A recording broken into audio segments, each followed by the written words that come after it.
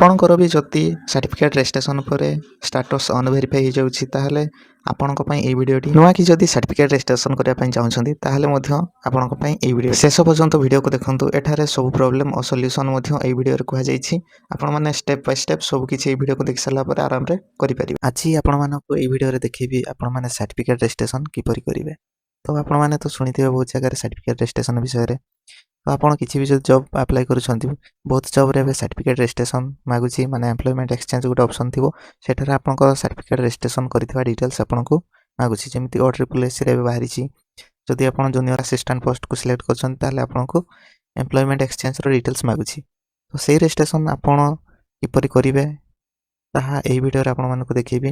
ଆପଣ ନିଜ ମୋବାଇଲ ମାଧ୍ୟମରେ ବି କରିପାରିବେ, ଯଦି ଲ୍ୟାପଟପ୍ କିମ୍ବା କମ୍ପ୍ୟୁଟର ଅଛି ସେ ମାଧ୍ୟମରେ ବି ଆପଣ ଘରେ ବସିକି କରିପାରିବେ। ତ ପ୍ରଥମେ ତ ଏହି ଭିଡ଼ିଓକୁ ପୁରା କମ୍ପ୍ଲିଟ୍ ଦେଖନ୍ତୁ। ଗୋଟେ ଗୋଟେ ଷ୍ଟେପ୍ କହିଛି, କେଉଁଠି କ'ଣ ଲେଖିବେ, କ'ଣ ସିଲେକ୍ଟ କରିବେ, ସବୁ କିଛି ଏହି ଭିଡ଼ିଓରେ ମୁଁ ଆପଣମାନଙ୍କୁ ଗୋଟେ ଗୋଟେ କି କମ୍ପ୍ଲିଟ୍ କହିଛି। ତ ଆପଣମାନେ ପ୍ରଥମେ ପୁରା ଭିଡ଼ିଓଟି ଦେଖି ସାରନ୍ତୁ, ତାପରେ ଆପଣମାନେ ଆପ୍ଲାଏ କରିବେ। ଡେରି ନକରି ଆଜିର ଏହି ଭିଡ଼ିଓକୁ ଷ୍ଟାର୍ଟ କରିବା। ଭିଡ଼ିଓ ଷ୍ଟାର୍ଟ କରିବା ପୂର୍ବରୁ ଆପଣଙ୍କୁ ଯଦି ଭିଡ଼ିଓଟି ଭଲ ଲାଗେ ତାହେଲେ ଲାଇକ୍ କରିବେ, ଆଉ ନୂଆ କି ଯଦି ଚ୍ୟାନେଲକୁ ଆସିଛନ୍ତି ତାହେଲେ ଆପଣ ଏହି ଚ୍ୟାନେଲକୁ ସବସ୍କ୍ରାଇବ୍ କରିବେ, କାହିଁକି ନା ଆଗକୁ ଏମିତି ଭିଡ଼ିଓ ବହୁତ ସାରା ନେଇକି ଆସିବି। ତ ଆପଣମାନେ ମୋର ଭିଡ଼ିଓକୁ ଦେଖିକି ସବୁ କିଛି ଜାଣିପାରିବେ, ଶିଖିପାରିବେ, ଆଉ ଆପଣ ଘରେ ବସିକି ନିଜେ ମଧ୍ୟ କରିପାରିବେ। ତ ଚାଲନ୍ତୁ ପ୍ରଥମେ ଆପଣ କୌଣସି ଏକ ବ୍ରାଉଜରକୁ ଖୋଲନ୍ତୁ, ଏମ୍ପ୍ଲୟମେଣ୍ଟ ଏକ୍ସଚେଞ୍ଜ ଲେଖିକି ସର୍ଚ୍ଚ କରନ୍ତୁ। ତାପରେ ପ୍ରଥମରେ ଯେଉଁ ୱେବସାଇଟ୍ ଆସିଛି ଏହାରି ଉପରେ ଆପଣ କ୍ଲିକ୍ କରିପାରିବେ, କିନ୍ତୁ ଏହି ୱେବସାଇଟ୍ଟି ବର୍ତ୍ତମାନ ପାଇଁ ଖୋଲୁନି, ଡାଇରେକ୍ଟ ଖୋଲୁନି। ତ ଆପଣମାନେ ଏଠାରେ ଦେଖନ୍ତୁ ନ୍ୟାସନାଲ ପୋର୍ଟାଲ ଅଫ୍ ଇଣ୍ଡିଆ ଯେଉଁ ଲେଖା ହେଇଛି ଏହାରି ଉପରେ କ୍ଲିକ୍ କରିବେ। ତାପରେ ଦେଖନ୍ତୁ ଏଠାରେ ଯେଉଁ ପ୍ରଥମରେ ଲିଙ୍କଟି ଆସୁଛି ଏହାରି ଉପରେ କ୍ଲିକ୍ କରିବେ। ତାପରେ ଏଠାରେ ଓକେ କରିବେ। ଓକେ କରିସାରିଲା ପରେ ଦେଖନ୍ତୁ ଆପଣଙ୍କ ସାମ୍ନାରେ ଏମିତି କିଛି ଆସିଯିବ। ତ ଆପଣଙ୍କର ଏମ୍ପ୍ଲୟମେଣ୍ଟ ଏକ୍ସଚେଞ୍ଜ ବା ରେଜିଷ୍ଟ୍ରେସନ୍ ପେଜ୍ଟି ଖୋଲିକି ଆସିଯାଇଛି। ତମେ ଆପଣ ଯେହେତୁ ଏଠାକୁ ନୂଆ କରି ଆସିଛନ୍ତି ତ ଆପଣଙ୍କୁ ପ୍ରଥମେ ରେଜିଷ୍ଟ୍ରେସନ୍ କରିବା ପାଇଁ ପଡ଼ିବ। ତ ଏଠାରେ ଦେଖନ୍ତୁ ରେଜିଷ୍ଟ୍ରେସନ୍ ଯେଉଁ ନ୍ୟୁ ଗୋଟେ ଅପସନ୍ଟା ଆସୁଛି ଏହାରି ଉପରେ ଆପଣ ପ୍ରଥମେ କ୍ଲିକ୍ କରିବେ। କ୍ଲିକ୍ କରିସାରିଲା ପରେ ଦେଖନ୍ତୁ ଆପଣଙ୍କ ସାମ୍ନାରେ ଏମିତି କିଛି ଆସିଯିବ। ତ ଏଠାରେ ଆପଣ ଆକ୍ସେପ୍ଟକୁ କ୍ଲିକ୍ କରିବେ। ଆକ୍ସେପ୍ଟ ଉପରେ କ୍ଲିକ୍ କରିସାରିଲା ପରେ ଏଠାରେ ଆପଣଙ୍କର କ୍ୱାଲିଫିକେସନ୍ ଲେଭେଲ୍ ପ୍ରଥମେ ଦେବା ପାଇଁ ପଡ଼ିବ। ଯଦି ଆପଣ ଖାଲି 10 କ୍ଲାସ୍ କରିଛନ୍ତି ତାହେଲେ 10 କ୍ଲାସ୍ ସିଲେକ୍ଟ କରିବେ। ଯଦି +2 କରିଛନ୍ତି ତାହେଲେ +2 ଦେବେ। ଯଦି ଆପଣ ଗ୍ରାଜୁଏସନ୍ କରିଛନ୍ତି ବା +3 କରିଛନ୍ତି ତାହେଲେ ଗ୍ରାଜୁଏଟ୍ ଏଟା ସିଲେକ୍ଟ କରିବେ। ଯଦି ଆପଣ କିଛି ବି BD, CT ଏପରିକା କିଛି ବି ଯଦି ଆପଣ ଡିପ୍ଲୋମା କୋର୍ସ କରିଛନ୍ତି ତାହେଲେ ଏଠାରେ ଡିପ୍ଲୋମା ସିଲେକ୍ଟ କରିବେ। ଯଦି ଆପଣ ITI କରିଛନ୍ତି ତାହେଲେ ITI ସିଲେକ୍ଟ କରିବେ। ତ ମୁଁ ଆଜି ଯାହାର ଆପ୍ଲାଏ କରୁଛି ସେ ଗ୍ରାଜୁଏଟ୍ ପିଲା, ତ ମୁଁ ଏଠାରେ ଗ୍ରାଜୁଏଟ୍କୁ ସିଲେକ୍ଟ କରିଦେଉଛି, ମାନେ ସେ +3 କମ୍ପ୍ଲିଟ୍ କରିସାରିଛି, ସେଥିପାଇଁ ମୁଁ ଗ୍ରାଜୁଏଟ୍କୁ ସିଲେକ୍ଟ କରିଛି। ଆପଣଙ୍କ କ୍ୱାଲିଫିକେସନ୍ ହିସାବରେ ଆପଣ ସିଲେକ୍ଟ କରିପାରିବେ। ତାପରେ ଏଠାରେ ଦେଖନ୍ତୁ କାଷ୍ଟ ଅଛି। କାଷ୍ଟ ଏଠାରେ ଆପଣଙ୍କର ST, SC, OBC, ECBC ଯାହା ବି ଅଛି ଏଠାରେ ସିଲେକ୍ଟ କରନ୍ତୁ। ଯେହେତୁ ମୋର କାଷ୍ଟ ST ତ ମୁଁ ଏଠାରେ ST ସିଲେକ୍ଟ କରିଦେଉଛି। ଆପଣ ପ୍ରଥମେ ଆପଣଙ୍କ ଡିଷ୍ଟ୍ରିକ୍ଟକୁ ସିଲେକ୍ଟ କରିଦିଅନ୍ତୁ, ଯେମିତି ଆମ ଡିଷ୍ଟ୍ରିକ୍ଟକୁ ମୁଁ ସିଲେକ୍ଟ କରିଦେଉଛି। ପରେ ଦେଖନ୍ତୁ ଏଠାରେ ଆମର ଗୋଟେ ଏକ୍ସଚେଞ୍ଜ ଅପସନ୍ଟେ ଦେଇଛି। ଏ ଏକ୍ସଚେଞ୍ଜ ଅପସନ୍ର କାମ କ'ଣ ମୁଁ ଏଠାରେ ଦେଖନ୍ତୁ ଆପଣମାନଙ୍କୁ କହିଦେଉଛି। ଏକ୍ସଚେଞ୍ଜ ଯେତେବେଳେ ଆପଣ ସିଲେକ୍ଟ କରିବେ ଦେଖନ୍ତୁ ଏଠାରେ ମୁଁ କହିଦେଉଛି, ଯଦି ଆପଣ ଡିଷ୍ଟ୍ରିକ୍ଟ ୱାଇଜ୍ ରେଜିଷ୍ଟ୍ରେସନ୍ କରିବା ପାଇଁ ଚାହୁଁଛନ୍ତି ତାହେଲେ ଆପଣଙ୍କ ଡିଷ୍ଟ୍ରିକ୍ଟରେ ଦେଖନ୍ତୁ ମୁଁ କେଉଁଝର ଡିଷ୍ଟ୍ରିକ୍ଟ ମୋର ସିଲେକ୍ଟ କରିଦେଇଛି। ତ ଏଠାରେ ଦେଖନ୍ତୁ ଏଠାରେ କେଉଁଝର ଦେଖାଉଛି, ଆନନ୍ଦପୁର ଦେଖାଉଛି, ଚମ୍ପୁଆ ଦେଖାଉଛି, ଯୋଡ଼ା ଦେଖାଉଛି, ଏହିସବୁ ବହୁତ ସାରା ଅପସନ୍ ଦେଖାଉଛି। ତ ଏଠାରେ କିଛିଟା ସବ୍ ଅଫିସ୍ ଅଛି, ତ କିଛିଟା ଆପଣଙ୍କର ମେନ୍ ଅଫିସ୍ ଅଛି ଡିଷ୍ଟ୍ରିକ୍ଟ ଭିତରେ। ତ ଏହା ଦେଖନ୍ତୁ ଖାଲି କେଉଁଝରରେ ଡାଇରେକ୍ଟ ଏମ୍ପ୍ଲୟମେଣ୍ଟ ଏକ୍ସଚେଞ୍ଜ କେଉଁଝର ଲେଖା ହେଇଛି। ତ ଏଇଟା ହେଲା ଆମର କେଉଁଝର ଜିଲ୍ଲାର ହେଡ଼୍ ଅଫିସ୍, ସେଥିପାଇଁ ଏଠାରେ ଡାଇରେକ୍ଟ ଏମ୍ପ୍ଲୟମେଣ୍ଟ ଏକ୍ସଚେଞ୍ଜ ଦେଖାଉଛି। ଯଦି ଏଇଗୁଡ଼ାକରେ କରୁଛନ୍ତି ତାହେଲେ ଏଗୁଡ଼ାକ ହେଉଛି ସବ୍ ଅଫିସ୍। ତ ଆପଣ ଦେଖନ୍ତୁ ଏଠାରେ ଯେଉଁଠି ରେଜିଷ୍ଟ୍ରେସନ୍ କଲେ ମଧ୍ୟ ହେବ। ଯଦି ଆପଣ ଡିଷ୍ଟ୍ରିକ୍ଟ ୱାଇଜ୍ ରେଜିଷ୍ଟ୍ରେସନ୍ କରିବା ପାଇଁ ଚାହୁଁଛନ୍ତି ତାହେଲେ ଏଇ ଭିତରୁ ଯେଉଁଟା ହେଲେ ଆପଣ ଦେଇପାରିବେ।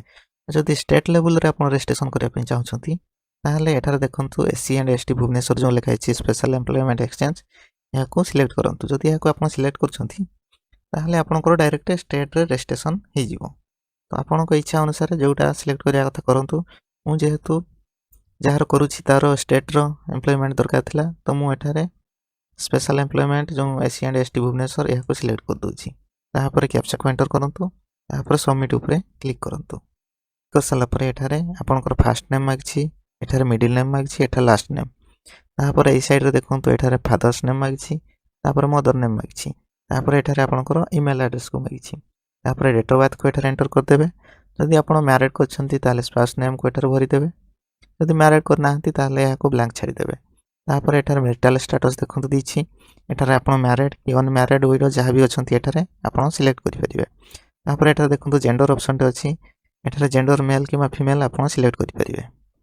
तापर आपणकर कास्ट ऑटोमेटिक प्रथम रे दिथिले या आसी जाइछि। रिलीजन मध्ये एठारे ऑटोमेटिक आसी जाइछि। यदि आपण गाँ रहउछंती ताले रूरल ऑप्शन को सिलेक्ट करिवे। यदि आपण शहर रे रहउछंती ताले अर्बन। तापर एठारे आपण मोबाइल नंबर को एंटर कर देबे। यदि अलगा किसी फोन नंबर अछि ताले एठार देबे नहले याको एम्ति ब्लैंक छाड़ देबे। तो चलंतु मु शीघ्र मोर डिटेल्स को भरि नउछि। तो मु सब डिटेल्स को भरि दिछि। तापर एठारे आपनको एड्रेस को देबा पय पड़िबो। जेमिति कि एठारे आपनकर आर्ट पोस्ट दे परिबे। एठारे आपनकर तहसील को एंटर कर दियंतु। तापर एठारे स्टेट ऑटोमेटिक आसी जाइछि। आपनको डिस्ट्रिक्ट प्रथम रे सिलेक्ट करथिले ताहा भी ऑटोमेटिक आसी जाइछि। तापर एठारे आपनकर पुलिस स्टेशन को सिलेक्ट करंतु। एठारे पिन कोड को दे दियंतु। तापर एठारे जदि आपनकर पासपोर्ट अछि ताले नंबर दियंतु नहले या मैंडेटरी नुहे तो आपण न देले भी चलिबो। तापर देखंतु एठारे आपनकर communication address permanent home address जदि सेम अछि ताले याको टिक कर दियंतु। आपण जहा एड्रेस याड कम्युनिकेशन एड्रेस दिथिबे से ऑटोमेटिक एटा को कॉपी हिकी आसी जिवो। तापर तळ को जिवा आपण ई कैप्चा को एंटर करंतु। आपनको फोटो को अपलोड करंतु। तो एठारे ध्यान देबे देखंतु जेते बेले फोटो अपलोड करिवे ताहा 20 केबी भीतर हितबा दरकार। 20 केबी रु जदि ऊपर कर दुसंती ताले एठारे अपलोड हेबो नाही। तो आपणकर साइज फोटोर साइज 20 केबी भीतर हितबा दरकार। आ एठारे जेपीजी फॉर्मेट रो हितबा दरकार। एठारे देखंतु फॉर्मेट गुडा को मध्य से लिखि दिछि किंतु आपण एठारे आपण जेपीजी फॉर्मेट रखंतु आ 20 केबी भीतर ही रखिकी याको अपलोड करंतु। अपलोड कर सही साला परे तो एठारे देखंतु आपनको डॉक्यूमेंट डिटेल्स एठारे देबा पय पड़िबो। तो एठारे देखंतु आपनको कास्ट सर्टिफिकेट मागिछि। परमानेंट रेसिडेंट सर्टिफिकेट दे परिबे नहले टेम्पररी रेसिडेंट सर्टिफिकेट दे परिबे। सर्विस सर्टिफिकेट दे परिबे किंबा आपनकर एसएलसी सर्टिफिकेट जदि कि टीसी सर्टिफिकेट अछि ताहा मध्ये एठारे आपण दे परिबे। तो एठारे सुविधा देखंतु आपनको जदि कास्ट सर्टिफिकेट अछि ताले से कास्ट सर्टिफिकेट को एठारे सिलेक्ट कर दियंतु। ताहा परे एठारे आपनकर कास्ट सर्टिफिकेट डिटेल्स को भरि दियंतु। प्रथमे तो आपण कास्ट सर्टिफिकेट को सिलेक्ट करिवे। आपनकर देखंतु एठारे कास्ट ऑटोमेटिक आसी जाइछि। ताहा परे एठारे कास्ट सर्टिफिकेट नंबर को दे दियंतु। सर्टिफिकेट देखंतु कास्ट सर्टिफिकेट नंबर थियो ईएसटीओ लिखिकी गोटे जो मसिया थिबो तापर गोटे नंबर थिबो से नंबर को एठार दे दियंतु। आपनको सर्टिफिकेट केबे इशू हितला से डेट को दे दियंतु। सब कास्ट रे आपनकर जाति जहाँ भी सर्टिफिकेट अछि ता को एठार सिलेक्ट कर दियंतु। जेमिति हमर बाथुडी तो बाथुडी को सिलेक्ट कर दोछि। आपनकर जहाँ भी कास्ट अछि सब कास्ट एठार सिलेक्ट कर दियंतु। ताहा परे सर्टिफिकेट इशू अथॉरिटी जो मागिछि एठारे तहसीलदार को सिलेक्ट कर दियंतु। ताहा परे एठारे आपनकर तहसील ऑफिस कोठी ता को एठारे सिलेक्ट कर दियंतु। कास्ट सर्टिफिकेट डिटेल्स दे सारला परे ताहा परे नेक्स्ट ऊपर क्लिक करंतु। नेक्स्ट ऊपर क्लिक कर सारला परे देखंतु एठारे एजुकेशन डिटेल्स आसी जाइछि देबा पय। तो एठारे प्रथमे आपण आपनकर 10 क्लास डिटेल्स को एठारे भरि दियंतु। क्वालिफिकेशन लेवल जो लिखा है एठारे प्रथमे 10 क्लास को सिलेक्ट करंतु। ताहा परे एग्जाम पासवर्ड जो अछि एठारे 10th मैट्रिक पास जो लिखा है याको सिलेक्ट करंतु। ताहा परे आपण 10 क्लास टी को बोर्ड रे दिथिले एठारे ताको सिलेक्ट करंतु। सब बोर्ड अछि तो एठारे जेहेतु आमर ओडिशा बोर्ड तो मो ओडिशा बोर्ड को एठारे सिलेक्ट कर दोछि। एठा देखंतु board of secondary Cuttack Odisha लिखा है याको सिलेक्ट कर दियंतु। ताहा परे एठारे आपणकर स्कूल रो ना को एंटर कर दियंतु। ताहा परे आपण ओडिया की हिंदी की इंग्लिश को मीडियम रे पढुतले सिलेक्ट करंतु। जेहेतु आमे ओडिशा बोर्ड रे पढिछे तो हमर मीडियम ओडिया हबो तो मो ओडिया को सिलेक्ट कर दोछि। ताहा परे आपण को ईयर को मास रे पास आउट हिचंती एठारे ताको सिलेक्ट कर दियंतु। एंटर करंतु। किछि किछि सर्टिफिकेट रे आपनकर सीरियल नंबर मध्ये लिखा हितबो। किछि सर्टिफिकेट रे सर्टिफिकेट नंबर मध्ये लिखा हितबो। तो आपण एठारे सीरियल नंबर किबा सर्टिफिकेट नंबर जहाँ भी लिखा है 10 क्लास सर्टिफिकेट रे से नंबर को एठारे एंटर कर दियंतु। ताहा परे आपनकर डिवीजन कोन थिला फर्स्ट सेकंड की थर्ड एठारे सिलेक्ट कर दियंतु। आपनकर परसेंटेज केते थिला 10 क्लास रे ता एठारे फिल अप कर दियंतु। फिर आपनकर 10 क्लास सर्टिफिकेट को अपलोड कर दियंतु। जदि आपनकर सर्टिफिकेट और मार्कशीट गोटे अछि ताहले अपलोड सर्टिफिकेट रे मध्य से सर्टिफिकेट को अपलोड करंतु। मार्कशीट जो अपलोड मागछि एठार मध्य से सर्टिफिकेट को अपलोड कर दियंतु। जदि आपनकर मार्कशीट और सर्टिफिकेट अलग अलग अछि ताहले सर्टिफिकेट जगह रे सर्टिफिकेट को अपलोड करिवे और मार्कशीट जगह रे आपनकर मार्कशीट को अपलोड करिवे। ताहा परे एठार ग्रेड अछि। एठार आपनकर ग्रेड जदि सर्टिफिकेट लिखा है ताहले से ग्रेड को एठार सिलेक्ट कर दियंतु। जदि लिखा हैनी ताहले याको सेमिति छाडी दियंतु। रे आपनकर सब्जेक्ट को देबा पय से कहिछि। तो एठारे आपनकर 10 क्लास रे जहाँ भी सब्जेक्ट थिला आपनकर 10 क्लास सर्टिफिकेट रे लिखा हितबो। से सब्जेक्ट गुडा को एठारे भरि दियंतु। सब्जेक्ट रे जेमिति थिला ओडिया ଏଇଟା ଆମର ମେନ୍ ଥିଲା ତ ମେନ୍ରେ ରହିବାକୁ ଦିଅନ୍ତୁ ଏହାକୁ। ତାପରେ ଏଠାରେ ଆଡ଼୍ କରନ୍ତୁ। ତାପରେ ଥିଲା ଆମର ଇଂଲିଶ, ସେଠି ବି ଆମର ମେନ୍ ଥିଲା ତ ଏହାକୁ ମେନ୍ରେ ରଖି ଆଡ଼୍ କରନ୍ତୁ। ତ ଆପଣ ଏହିପରି ଆପଣଙ୍କର ଯାହା ବି ସବଜେକ୍ଟ ଥିଲା ସବୁ ସବଜେକ୍ଟକୁ ଏଠାରେ ସର୍ଚ୍ଚ କରନ୍ତୁ, ଗୋଟେ ଗୋଟେ କି ସିଲେକ୍ଟ କରନ୍ତୁ। ତାହା ଆପଣଙ୍କର ମେନ୍ ସବଜେକ୍ଟ ଥିଲା କି ଇଲେକ୍ଟିଭ୍ ଥିଲା କି ଅପସନାଲ୍ ଥିଲା, ଯାହା ବି ଥିଲା ଏଠାରେ ସିଲେକ୍ଟ କରିକି ତାହାକୁ ଏଠାରେ ଆଡ଼୍ କରନ୍ତୁ। ଆପଣଙ୍କର ଗୋଟେ ଗୋଟେ କି ଏଠାରେ ଆଡ଼୍ ହେଇଯିବ। ଯଦି ଆପଣ ଜାଣିପାରୁନାହାନ୍ତି ଆପଣଙ୍କର କେଉଁ ସବଜେକ୍ଟ ମେନ୍, କେଉଁ ସବଜେକ୍ଟ ଅପସନାଲ୍ କି କେଉଁ ସବଜେକ୍ଟ ଇଲେକ୍ଟିଭ୍ ଆପଣ ଜାଣିପାରୁନାହାନ୍ତି, ତାହେଲେ ଆପଣ ମେନ୍ରେ ରଖି ହିଁ ସବୁଗୁଡ଼ାକ ଆଡ଼୍ କରିଦିଅନ୍ତୁ, କିଛି ଅସୁବିଧା ହେବ ନାହିଁ। +3 କ୍ୱାଲିଫିକେସନ୍ ହାଏଷ୍ଟ କ୍ୱାଲିଫିକେସନ୍ ଦେଇଛି, ତ ଏଠାରେ ମୁଁ ଆଡ଼୍ କରିକି ପୁଣି +2 ତାପରେ +3 ଡିଟେଲ୍ସକୁ ଆଡ଼୍ କରିବି।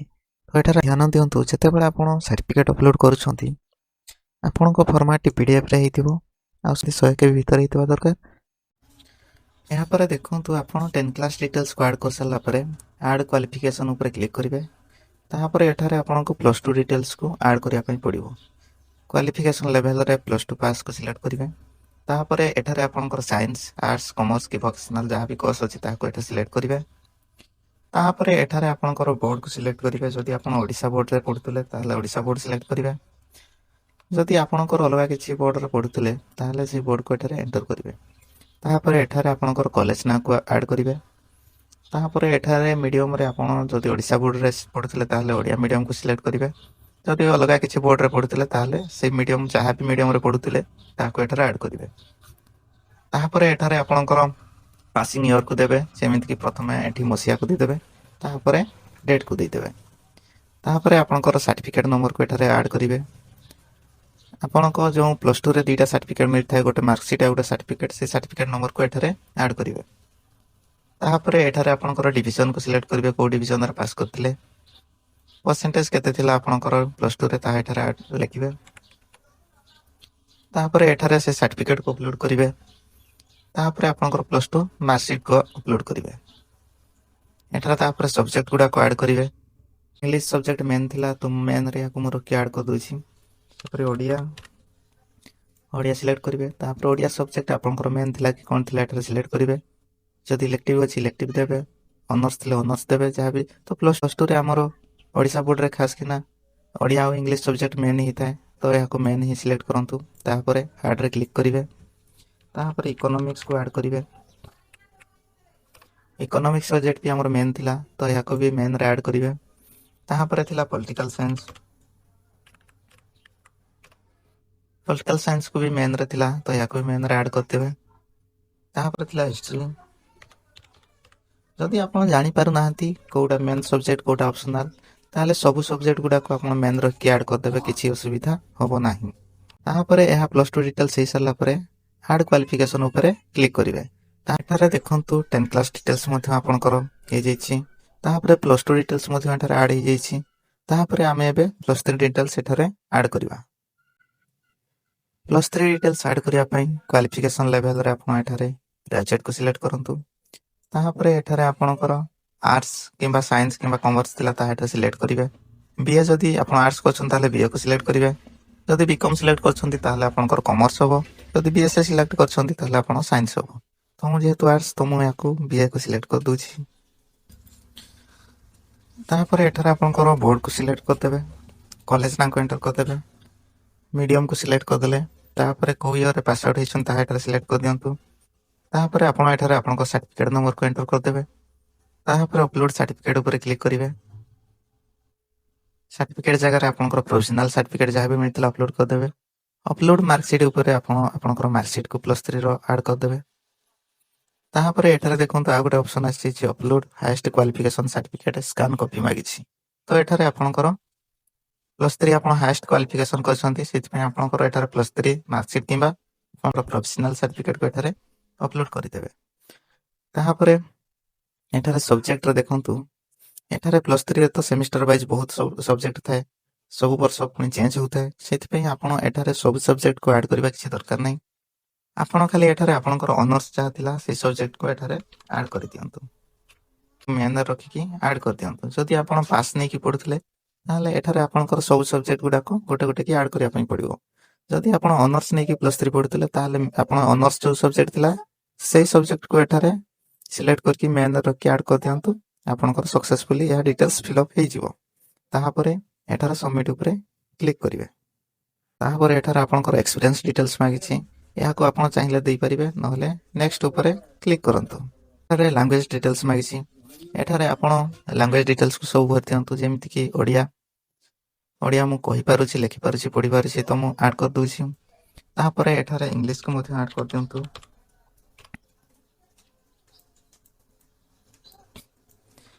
ହିନ୍ଦୀକୁ ମଧ୍ୟ ସେପରି ଆଡ଼୍ କରିଦିଅନ୍ତୁ। ତ ଆପଣ ଯଦି ଖାଲି ଓଡ଼ିଆ ଜାଣୁଛନ୍ତି କି ଇଂଲିଶ ଜାଣୁଛନ୍ତି, ତାହେଲେ ଆପଣ ଓଡ଼ିଆ ଇଂଲିଶ କିମ୍ବା ଓଡ଼ିଆ ଗୋଟେ ସବଜେକ୍ଟ ହିଁ ଏଠାରେ ସିଲେକ୍ଟ କରିପାରିବେ, କିଛି ଅସୁବିଧା ନାହିଁ। ତ ଆପଣ ଚାହିଁଲେ 3ଟା ସିଲେକ୍ଟ କରିପାରିବେ, ଚାହିଁଲେ 2ଟା କରିପାରିବେ, ଚାହିଁଲେ ଗୋଟେ ବି କରିପାରିବେ।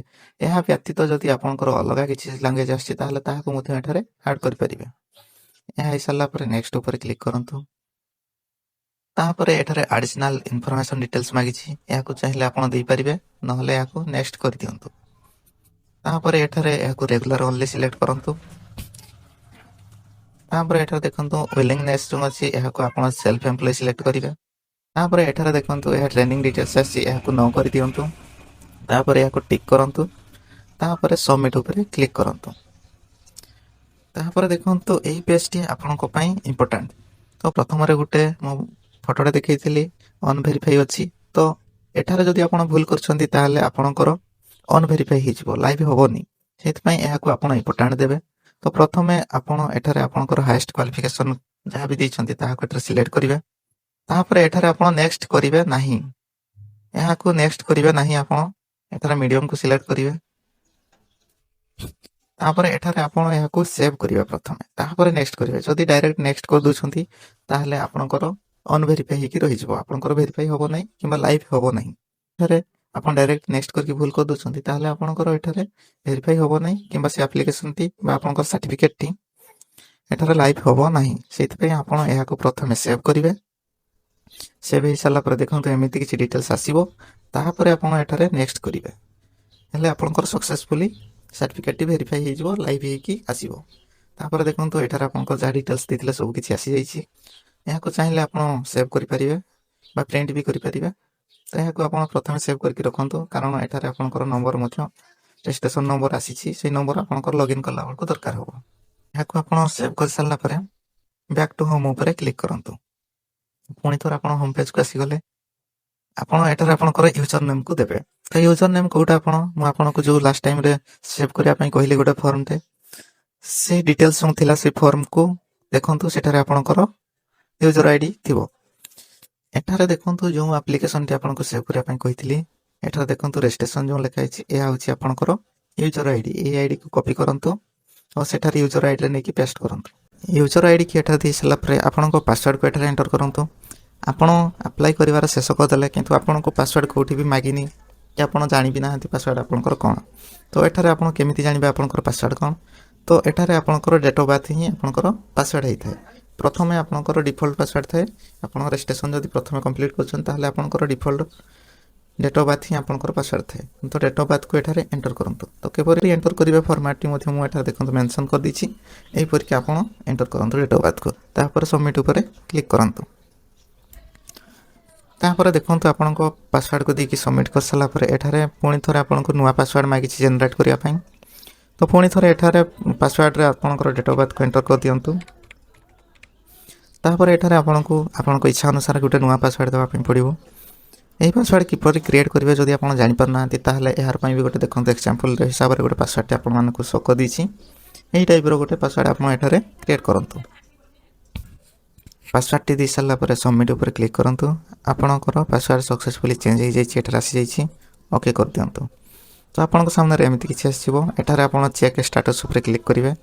ଦେଖନ୍ତୁ ଆପଣଙ୍କର ଷ୍ଟାଟସ୍ଟି ଲାଇଭ୍ ହେଇଯାଇଛି। ପ୍ରଥମରେ ଆପଣଙ୍କୁ ମୁଁ ଦେଖୁଥିଲି ଗୋଟେ ଅନଭେରିଫାଇ ଥିଲା, ତାହା ଭୁଲ ପ୍ରୋସେସ୍ ଥିଲା, ସେଥିପାଇଁ ତାହା ଅନଭେରିଫାଇ ହେଇଯାଇଥିଲା। କିନ୍ତୁ ଏଠାରେ ଦେଖନ୍ତୁ ମୁଁ ସଠିକ୍ ପ୍ରୋସେସ୍ରେ ମୋ ରେଜିଷ୍ଟ୍ରେସନକୁ କମ୍ପ୍ଲିଟ୍ କରିଛି, ସେଇଥିପାଇଁ ଏଠାରେ ଦେଖନ୍ତୁ ଏହା ଲାଇଭ୍ ଦେଖାଉଛି।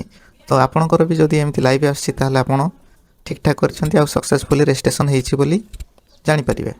ତାପରେ ବ୍ୟାକ୍ ଟୁ ହୋମ୍ ଉପରେ କ୍ଲିକ୍ କରନ୍ତୁ। ତାପରେ ଏଠାରେ ଦେଖନ୍ତୁ ପ୍ରିଣ୍ଟ ଆଇଡେଣ୍ଟି କାର୍ଡ଼ ଏକ୍ସଟେଣ୍ଡ ଯେଉଁ ଲେଖା ହେଇଛି ଏହାରି ଉପରେ କ୍ଲିକ୍ କରନ୍ତୁ। ଆପଣଙ୍କର ଦେଖନ୍ତୁ ଏଠାରେ ଆସିଯାଇଛି ରେଜିଷ୍ଟ୍ରେସନ ଆଇଡେଣ୍ଟି କାର୍ଡ଼ଟି।